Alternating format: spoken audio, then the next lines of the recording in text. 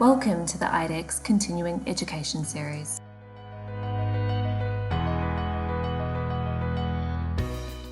Well, hello and welcome to today's continuing education session in the IDEXX CE series.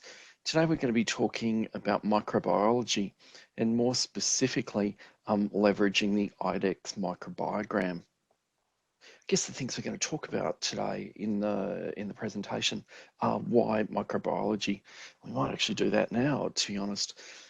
I think, antimicrobial stewardship is so important for us these days. It's so difficult to develop new antibiotics, so we need to, treat the ones appropriately that we have. So that means, not using antimicrobials if we don't need to. If we do need to use them, making sure we use the appropriate drug at the appropriate dose for the appropriate duration. And so if we're talking about bacterial agents, by having a culture and sensitivity, we can determine what we need to treat. We can determine what the best drug is to treat it with. And obviously we should be choosing first line drugs if possible, and then moving to more complicated drugs if we don't have any other alternatives with that. But this is how we're going to keep the antibiotics we've got effective by through good antimicrobial stewardship, and culture and sensitivity is a part of that. Another thing we wanted to talk about today is just to review microbiology at IDEXX and talk about what's the difference of our service at IDEXX compared to other alternatives with that. And then finally, we'll talk about the IDEXX microbiogram and really have a discussion of what it is and how they can be useful to you in clinical practice. I'll talk particularly about urine here with the microbiology. It's important to remember that whilst we have our Centre of Excellence in Brisbane, where we do all the advanced microbiology, urine is plated out at every receiving laboratory. So when that urine sample comes in, if a culture has been requested, it gets plated out and incubated. If there's no growth at 24 hours, that will be reported out as an interim negative, and then there'll be a final report at 48 hours if there's no growth. If there is growth at that 24-hour mark, the culture plate gets sent up to Brisbane, where it then gets further processing, to determine the exact nature of the agent and to do a sensitivity with that. We have, there was a significant investment made in the microbiology laboratory over the last few years, and we have for bacterial identification a MALDI-TOF. So that's a matrix-assisted laser desorption ionization time of flight mass spectrometry. Now, don't worry, there's not going to be an exam at the end of this. We're not going to expect you to remember exactly what that is. But the way this machine works is, a colony of the organism is put on a little stage in the machine. Using a laser, it basically turns it into a gas, and that gas gets biochemically analysed, and that allows us to identify the bacteria very rapidly, and identification to a species level. So compared to what we were doing before with biochemical reactions and things on different agar, we can get a much more detailed description of the bacteria with that. So it's more specific and more accurate than the manual techniques that have been used in the past. IDEXX have a number of these MALDI-TOFs in different laboratories worldwide. So the benefit of that is this ever-increasing veterinary-specific data bank internationally that's been developed through the IDEXX laboratories, so that we can be as specific as possible with the identification of organisms. When it comes to determining the bacterial sensitivities, in the past, the method was the Kirby-Bauer discs. So I'm sure you all probably remember doing this in microbiology at university. So basically what you do is sort of flood a plate with the bacteria that's been cultured, and then you use that sort of round thing that you put down like a stamp, and it puts the discs onto the plate. That is then incubated. And what it does is you are basically looking at the zone of inhibition of growth around that each of the discs. So each of the discs has antibiotics impregnated in it. So there are different sizes of zones of inhibition for different antimicrobials. But by comparing the zone of inhibition, you can determine whether an agent is, whether the bacteria is resistant to a particular agent. So for example, here, if we look at disc A here, you can see the bacteria growing right up to the disc. So obviously the bacteria is resistant to that antibiotic, whereas the ones with bigger zones of inhibition, we compare that to a set size, and we can determine, if that antibiotic is going to be effective or not. Challenge was this took a little bit of time, and there was a little bit of subjectivity with that. So currently in Brisbane, we have a Vitek 2 made by bioMérieux.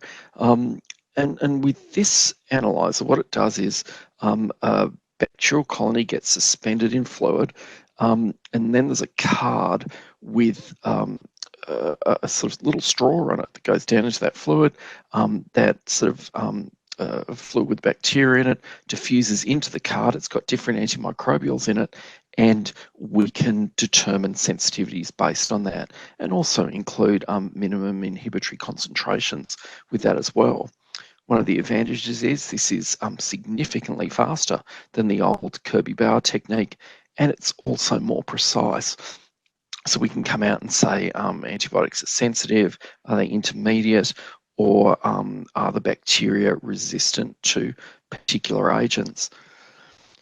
Now, one difference with the way we use the Vitek 2 at IDEXX is with the cards with the antimicrobials in it. These are ones that have been specifically developed for IDEXX. So these are veterinary specific antimicrobial panels. So we're really trying to give you the most appropriate information for the species of patient that you're treating with that. So when you get a result back, you will see, for example, with this urine culture here, you'll get a colony count with that, you'll get the identification of the agent, and then it will list the antimicrobials and whether they're sensitive, intermediate, or resistant with that. So that's going to help us guide what we would choose for that particular patient. So moving on to the IDEXX microbiogram. So what the microbiogram is it's sort of an antibiotic surveillance report that you can get for your clinic. So the question is, how do we get a microbiogram? If you've submitted 10 cultures per reporting period, which is period 1 is January to June, period 2 is July to December. If you've submitted 10 cultures through that time, we can, on request, develop a microbiogram for you. So we look at it for urine and ear cultures. So what we determine with that is go back through the data that's come from your clinic to determine what are, let's talk about urine for example, what are the most common isolates that you've had in the urine cultures that you've submitted. And we'll give you, the agents there, sort of, the first up to the first 3 that are most common. And if we've had E cultures from it as well, we can do the same thing. Then we look at what the sensitivities have been with that.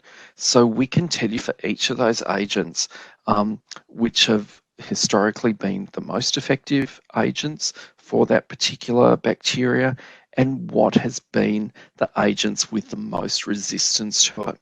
You will also get data in there of, for the state that you're in, what are the most common isolates and what they're most and least sensitive to. And there's also national data with that as well.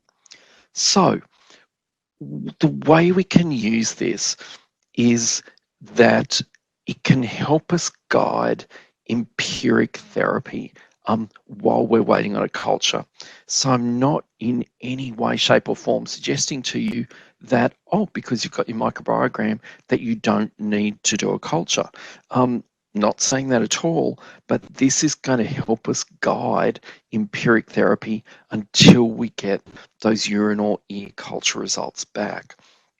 Always keep in mind that if it's a patient with recurrent urinary tract infections, if it's a patient with chronic otitis, getting those culture and sensitivity results is important, but we've also got to direct some of our attention to finding out what the underlying disease is, because with recurrent bacterial cystitis or chronic otitis, there is almost certainly an underlying disease process that is, contributing to these recurrent infections. So, what we're saying is ideally, a culture and sensitivity is really best practice, because by testing first, before we treat them, we can really practice a high level of antimicrobial stewardship with that. When we look at what IDEXX can offer you, we have our Centre of Excellence in Brisbane that brings together that veterinary specific expertise and the technology with the Maldi and the Vitech to really provide you a really high level of microbiology results. They can help us provide it more quickly for you. And that way we can help you guide selecting the most appropriate antibiotic for the longer term therapy with that.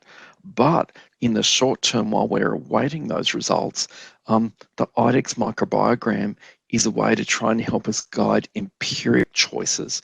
So, we can talk to the client about, well, we're going to start this medication initially, because if you've done the urinalysis, see pyuria bacteria, and we're comfortable there's likely going to be an infection, we can talk to them about this is going to be our initial choice until we get the culture results back. And, we can explain to the client that, doing that culture is really important for that antimicrobial stewardship, to try and make sure we choose the right drug and minimize the risk of antimicrobial resistance with that.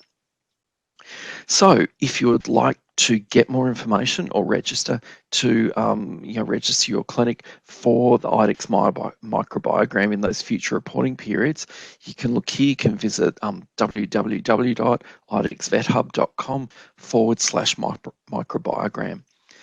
So I hope this has been useful for you today, to just give you some basics about how we do microbiology at IDEXX and the microbiograms. But if you have any questions, please don't hesitate to reach out to us. You can get me through the call centre or on email, and we'll look forward to seeing you in our next CE presentation soon. So thanks for your time.